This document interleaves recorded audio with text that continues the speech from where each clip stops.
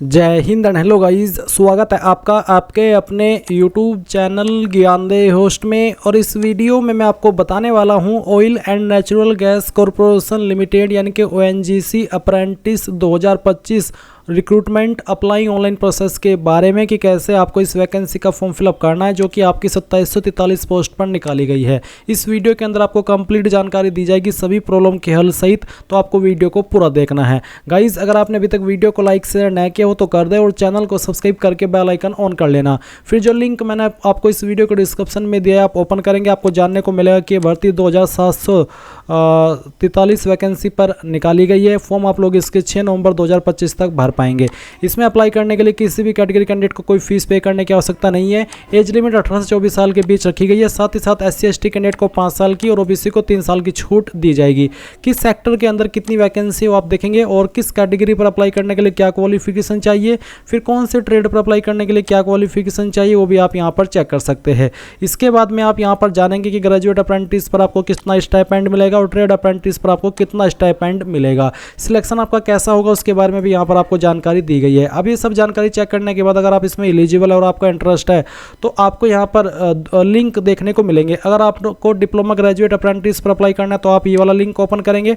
अगर आपको ITI apprentice पर अप्लाई करना है तो आप apply online link for ITI apprentice इसके ऊपर क्लिक करेंगे। इसके ऊपर क्लिक करने के बाद आपके सामने ये वेबसाइट आ जाएगी। यहाँ पर आने के बाद में आपको क्या करना है, लॉगिन रजिस्टर कैंडिडेट इसके ऊपर क्लिक करना है। और इसके ऊपर क्लिक करने के बाद आपके सामने कुछ ऐसा इंटरफेस आएगा। मैं आपको बता दूं कि अगर आपने इस वेबसाइट का इस्तेमाल करके पहले कोई फॉर्म भरा है तो आपका अकाउंट बना हुआ होगा। आप डायरेक्टली यहाँ पर लॉगिन एज ए कैंडिडेट इसमें आपकी रजिस्टर्ड ईमेल आईडी डाल करके कैप्चा वेरीफाई करेंगे और सबमिट कर देंगे। आपके ईमेल पर और नंबर पर एक OTP जाएगा। जैसे आप OTP वेरिफिकेशन करेंगे तो आप लॉगिन हो जाएंगे। बट गाइज, अगर आप फ्रेशर है, आपने इस वेबसाइट का इस्तेमाल करके पहले कभी कोई फॉर्म नहीं भरा, पहली बार ये फॉर्म भरने वाले हैं, तो आप यहाँ पर रजिस्टर एज ए कैंडिडेट इसके ऊपर क्लिक करेंगे।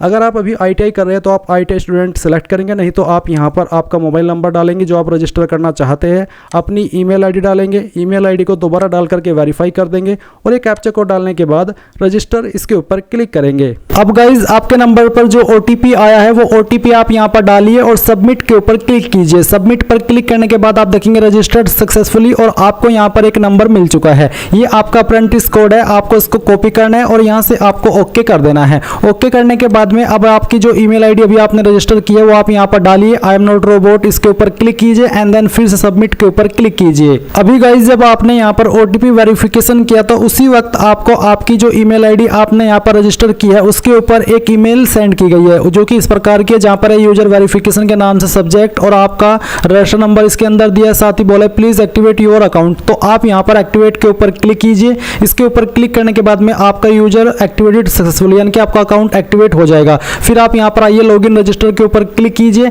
एंड इसके ऊपर क्लिक करने के बाद में यहाँ पर जैसे कि अभी आपको मैंने बताया, अपनी रजिस्टर्ड ईमेल आईडी आप एंटर कीजिए। अपना जो यहाँ पर आपको देखने को मिल रहा है आई एम नॉट रोबोट, इसके ऊपर क्लिक कीजिए और सबमिट कर दीजिए। नाउ फिर से आपके नंबर और ईमेल के ऊपर एक OTP गया होगा, वो आप यहाँ पर डालिए और लॉगिन के ऊपर क्लिक कीजिए। इसके ऊपर क्लिक करने के बाद यहाँ से ओके कीजिए। ओके करने के बाद में यहाँ पर आपको बोले कंप्लीट योर eKYC, तो आप गाइज क्या करेंगे, कंप्लीट योर eKYC के ऊपर क्लिक करेंगे। इसके ऊपर क्लिक करने के बाद में आपका आधार नंबर आप एंटर करेंगे, यहाँ पर आपको टिक करना है और टिक करने के बाद में आप नीचे आएंगे और नीचे आने के बाद में आप सेंड OTP इसके ऊपर क्लिक करेंगे। इसके बाद में गाइज, आपके नंबर के ऊपर जो आपका आधार कार्ड के साथ में रजिस्टर है उसके ऊपर एक OTP जाएगा, वो OTP आप यहाँ पर डालेंगे और देन आप यहाँ पर वेरीफाई के ऊपर क्लिक कर देंगे। इसके बाद में गाइज आपकी यहाँ पर eKYC हो जाएगी। फिर आप यहाँ पर राइट साइड में क्लिक करके डैशबोर्ड के ऊपर आ जाइएगा अगर आप किसी और पेज पर पहुंच जाते हैं। फिर आप यहाँ पर अपडेट बैंक डिटेल इसके ऊपर क्लिक कीजिएगा। मेरी प्रोफाइल पहले से बनी हुई है और उसी से मैं जानकारी आपको यहाँ पर अब एक्सप्लेन कर रहा हूँ।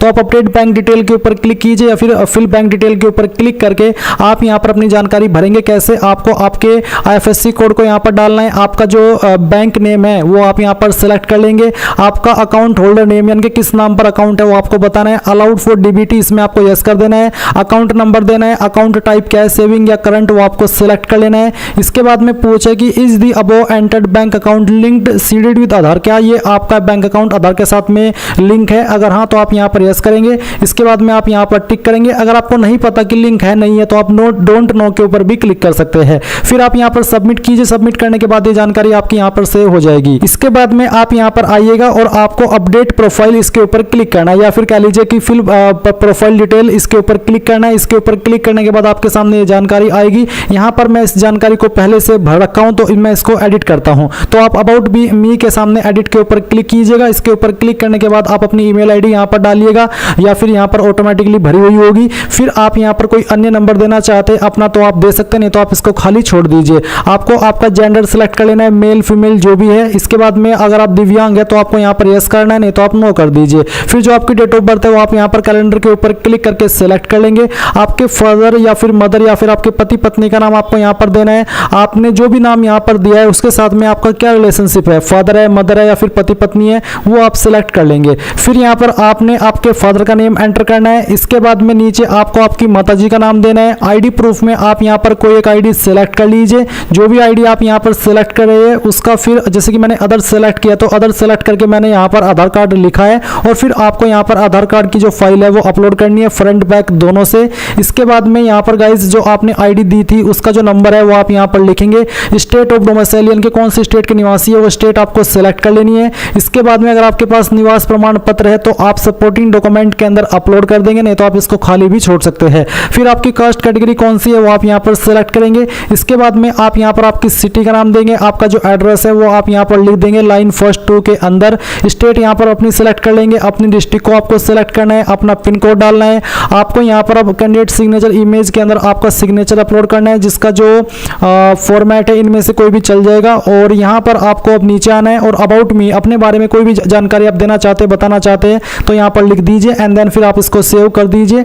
मैं यहाँ पर अपडेट करूंगा क्योंकि मेरे सामने अपडेट का ऑप्शन है, मेरी जानकारी पहले से फिलअप है। अब गाइज आपने ये जानकारी भरने के बाद में क्या करना है, आपने यहाँ पर प्रोफाइल के ऊपर क्लिक करके फिर से इसी इंटरफेस पर आना है और अब आपको ऐड एजुकेशन पर यहाँ पर ऐड एजुकेशन पर क्लिक करना है। फिर आप क्वालिफिकेशन टाइप में यहाँ पर एजुकेशनल क्वालिफिकेशन सेलेक्ट करेंगे। क्वालिफिकेशन में आपको यहाँ पर 10th सेलेक्ट कर लेना है। 10th सेलेक्ट करने के बाद में यहाँ पर आप स्पेशलाइजेशन के अंदर भी 10th लिख देंगे और फिर इंस्टीट्यूट नेम के अंदर आपको आपके स्कूल कॉलेज का नाम देना है जहाँ से आपने 10वीं की है। एग्रीगेट मार्क्स यानी कि कितने नंबर आपको आए थे और कितने में से आए थे वो आप यहाँ पर टोटल मार्क्स के अंदर लिखेंगे। परसेंटेज आपको यहाँ पर अपनी लिखनी है। स्टार्ट डेट कब आपने 10वीं ज्वाइन की थी वो डेट आप सेलेक्ट कर लीजिए। अगर आपको एग्जैक्ट डेट मालूम नहीं है तो आप एक एक्सपेक्टेड डेट यहाँ पर सेलेक्ट कर लीजिएगा। कब आपने 10वीं कर ली थी वो डेट आप यहाँ पर सेलेक्ट करेंगे। फिर यहाँ पर आपका जो 10th का सर्टिफिकेट है वो आपको अपलोड करना है। जहाँ पर भी आपके सर्टिफिकेट की फाइल है वो आप यहाँ पर सेलेक्ट कीजिए, यहाँ से ओपन कीजिए एंड इसके बाद आप इसको यहाँ पर सेव कर देंगे। मेरे सामने जैसे कि मैंने कहा कि मैं जानकारी को दोबारा से एडिट करके दिखा रहा हूँ तो अपडेट का ऑप्शन है, आपको यहाँ पर सेव करने का ऑप्शन मिल जाएगा। फिर से आप यहाँ पर बैक टू प्रोफाइल के ऊपर क्लिक कीजिएगा और उसके ऊपर क्लिक करने के बाद ऐड एजुकेशन के ऊपर क्लिक करके आप फिर से एजुकेशनल क्वालिफिकेशन को यहाँ पर सिलेक्ट करेंगे। एंड अब आपने अगर 12वीं की है तो आप यहाँ पर 12वीं सिलेक्ट कर लीजिए। 12वीं के बाद में आपको यहाँ पर बताना है कि साइंस ह्यूमैनिटी कॉमर्स किससे आपने की है वो आपको सिलेक्ट करना है। स्पेशलाइजेशन के अंदर आप यहाँ पर 12th ही लिख सकते हैं, या फिर चाहे तो आप यहाँ पर जो आपका जैसे कि साइंस में PCM था, PCB था, क्या था वो आप यहाँ पर लिख दीजिएगा। इंस्टीट्यूट नेम के अंदर आपको आपके कॉलेज का नाम, यहाँ पर जो नंबर आपको आए थे वो एग्रीगेट मार्क्स के अंदर लिखने हैं और कितने में से आए थे वो आप यहाँ पर टोटल मार्क्स के अंदर डाल देंगे। फिर यहाँ पर अपनी परसेंटेज लिखेंगे, कब आपने 12वीं ज्वाइन की थी वो डेट डालेंगे, कब आपने कंप्लीट कर ली थी वो डेट आप यहाँ पर सिलेक्ट कर लेंगे। अपना 12वीं का सर्टिफिकेट आप यहाँ पर डाल देंगे एंड देन फिर से अपडेट कर देंगे। फिर आप गाइज एक बार फिर से बैक टू प्रोफाइल के ऊपर आ जाएंगे। तो यहाँ पर आने के बाद में एक बार फिर से आप ऐड एजुकेशन के ऊपर क्लिक कीजिए। इसके ऊपर क्लिक करने के बाद में अब आपको यहाँ पर एजुकेशनल क्वालिफिकेशन सेलेक्ट करना है।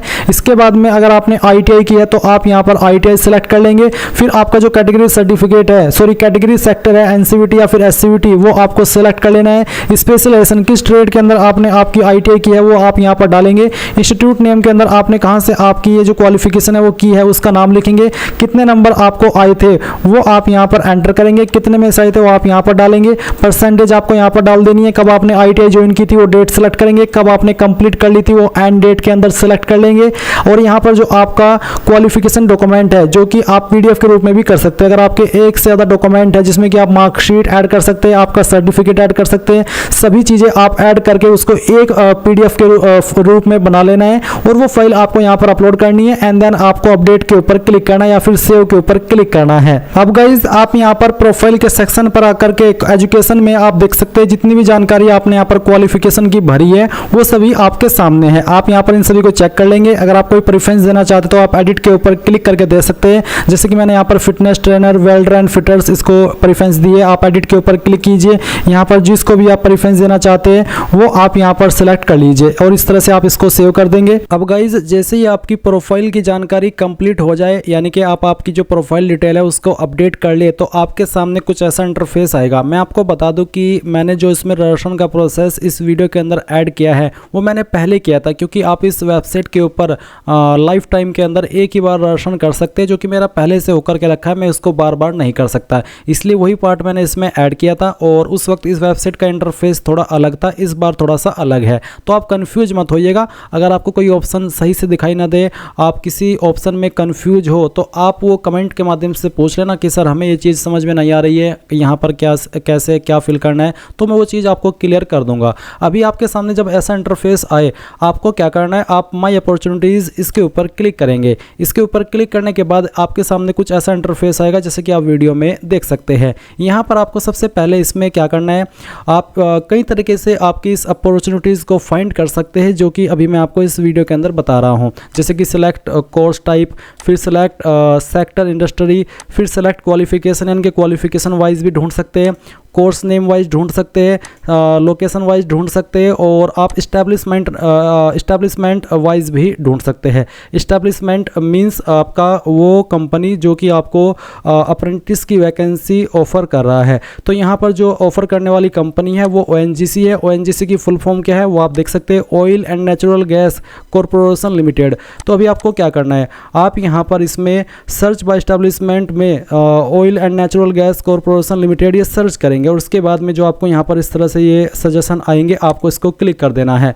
इसको क्लिक करने के बाद में यहाँ पर अगर उस कंपनी के अंदर करंटली वैकेंसी अवेलेबल है तो वो आपको यहाँ पर देखने को मिलेगी। जैसे कि मैंने Indian oil and natural gas corporation limited select किया, तो मेरे सामने यहाँ पर नो अपॉर्चुनिटीज़ फाउंड, यानी कि कोई भी अपॉर्चुनिटीज़ इसके अंदर नहीं मिली है। तो मैं अगेन यहाँ पर इसको दोबारा से सर्च करता हूँ। अभी गाइज यहाँ पर मैंने काफ़ी बार सर्च किया, तब जाकर के मुझे वैकेंसी शो हुई है। तो आप इसमें अगर प्रॉब्लम फेस करें तो ये जो डिटेल्स मैं अभी आपको वर्बली बोल करके बताने वाला हूँ वो आपको समझनी है, तभी आप यहाँ पर अपनी वैकेंसी को देख पाएंगे। जैसे कि मैंने यहाँ पर oil and natural gas corporation limited search किया था, तो पहली बार सर्च करने पर जो सजेशन है वो काफ़ी सारे आए, और मैंने सभी सजेशन पर एक एक करके जब क्लिक किया तो यहाँ पर कुछ सजेशन में मुझे वैकेंसी शो नहीं हुई, जिसका मतलब है कि मैं यहाँ पर कोई भी वैकेंसी नहीं देख पा रहा था। बट अभी यहाँ पर जब मैंने इसमें देखा कि इसमें मैंने टाइप किया oil and natural gas corporation limited Delhi, तो दिल्ली के अंदर जो वैकेंसी है वो यहाँ पर अपडेट कर दी गई है। आप देख भी सकते हैं, पोस्टेड 17 अक्टूबर 2025,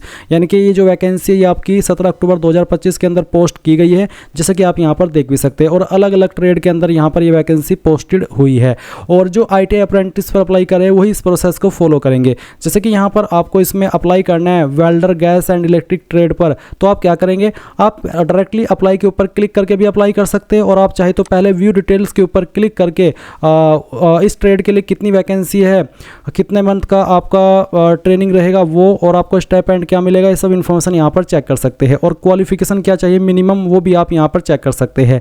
और उसके बाद आप यहाँ पर अप्लाई फॉर दिस अपॉर्चुनिटी इसके ऊपर क्लिक करेंगे, और फिर यहाँ पर सिलेक्ट लोकेशन के ऊपर क्लिक करके लोकेशन सेलेक्ट करके अप्लाई के ऊपर क्लिक कर देंगे।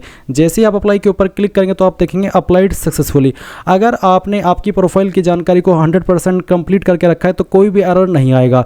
अभी आप यहाँ पर देखेंगे इसमें माई अप्रेंटिसशिप्स इसके ऊपर क्लिक करना। इसके ऊपर क्लिक करने के बाद में यहाँ पर गाइज आपको देखने को मिलेगा कि आपने कितने के लिए अप्लाई किया है, कितनी आपकी अप्रूव्ड हुई है, कितनी आपकी रिजेक्टेड है, और कितनी आपकी पेंडिंग है।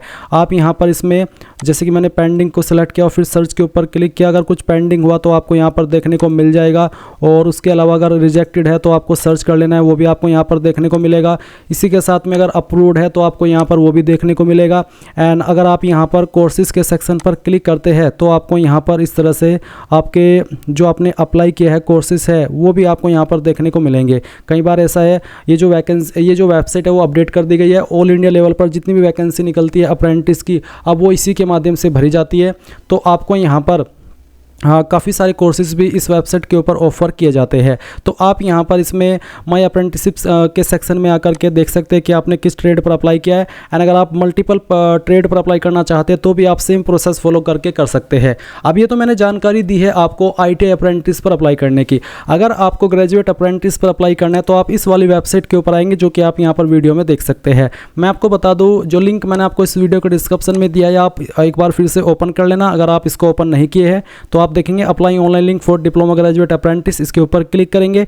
और अगर आपको नहीं पता कि इस वेबसाइट के ऊपर रजिस्ट्रेशन कैसे होता है तो आप यहां पर देख सकते हैं रजिस्ट्रेशन ऑफ BTech। इस वीडियो को वॉच करके आप वो कर सकते हैं। एंड जब आपका रिजल्ट आएगा तो वो इस वेबसाइट के ऊपर आएगा, जो कि आप यहां पर वीडियो में देख पा रहे हैं। तो गाइज, ये थी आपकी ONGC apprentice 2025 apply online process के बारे में पूरी जानकारी। आई होप ये जानकारी आपको पसंद आई होगी। अगर आपका कोई भी सवाल डाउट रह गया हो तो आप कमेंट के माध्यम से पूछ लेना। Thanks for watching. जय हिंद।